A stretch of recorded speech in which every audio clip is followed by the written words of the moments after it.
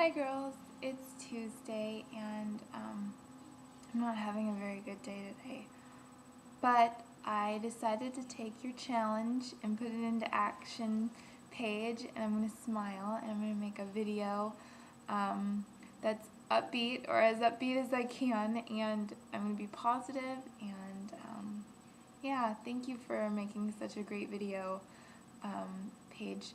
It's funny that you posted it accidentally for a few minutes on Saturday, and I caught it while it was up.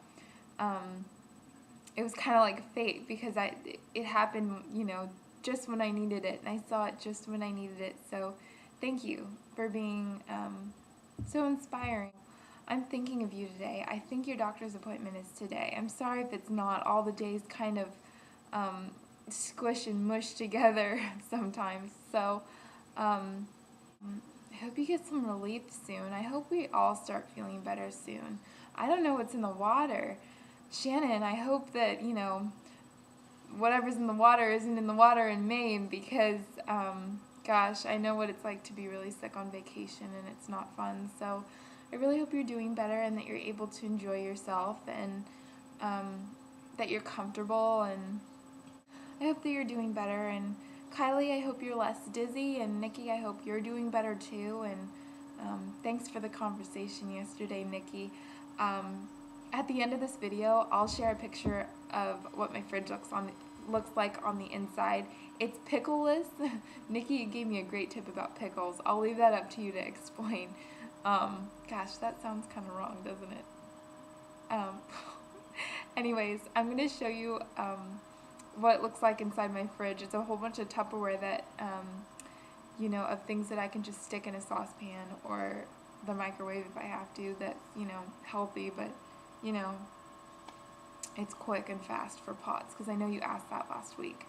And Kylie, along the same lines, I think that your meal was fantastic. It was gluten-free and healthy, and it was great. And I think that the microwave isn't fantastic to use, but I mean, if you're weighing out a microwaved organic gluten-free meal or a Snickers bar, I think you could take the microwaved meal. So I totally think it's okay to do that. So yeah, this one's not going to be all about food.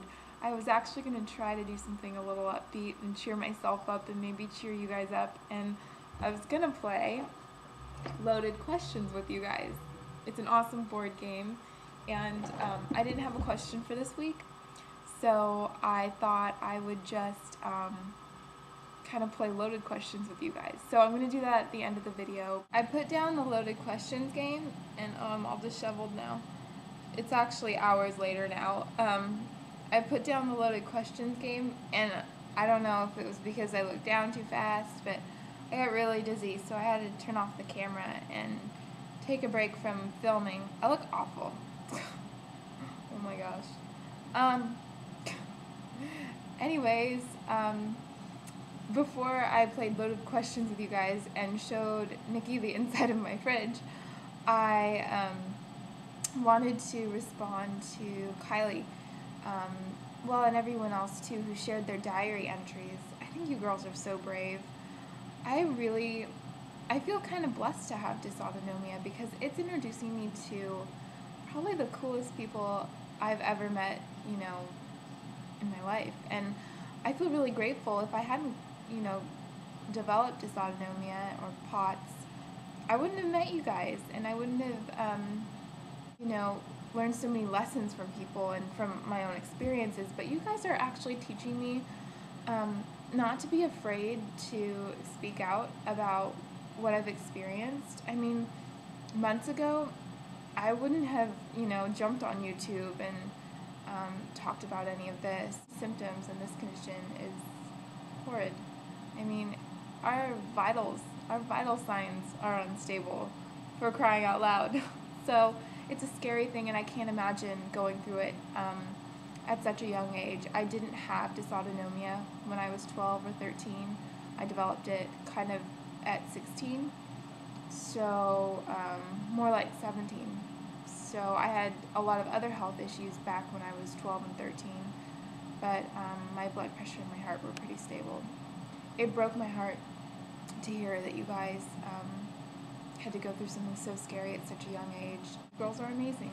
So what I was going to share today is actually not a diary entry from the past, because I do have some of those back at my dad's house, but my mom and dad divorced a year ago, and I live with my mom now. So some of the entries that I have for when I was, younger, like maybe 14. Anyways, what I thought I'd share was actually a poem that I wrote. I blog now, which I don't share with my family and friends. I share with you guys, because the funny thing is I feel totally comfortable being myself with you guys. And so I thought I'd share it with you guys today. So I actually wrote this poem in my diary or journal, and then decided to post it. It's kind of about dysautonomia and multiple chemical sensitivity. Both have me confined to my house right now. So I called the poem Forever Fighting. The world races by at a mile a minute, most people unaware because they're too caught up in it. The places they go and the people they see, it all seems so average, but not to me. I'm stuck in a world that's significantly small, where I can't spread my wings or stand very tall. I watch friends travel abroad or achieve their dreams.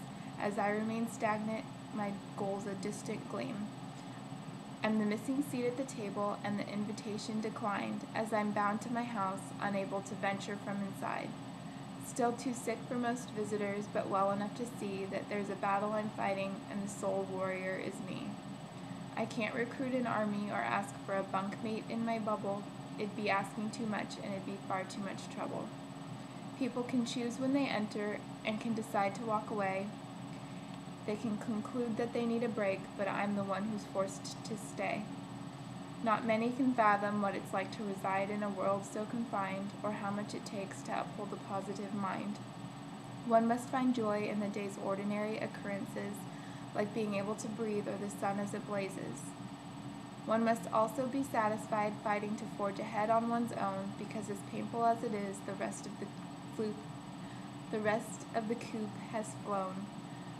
This disease requires endurance that most will never be required to find, and an immeasurable amount of patience like no other kind.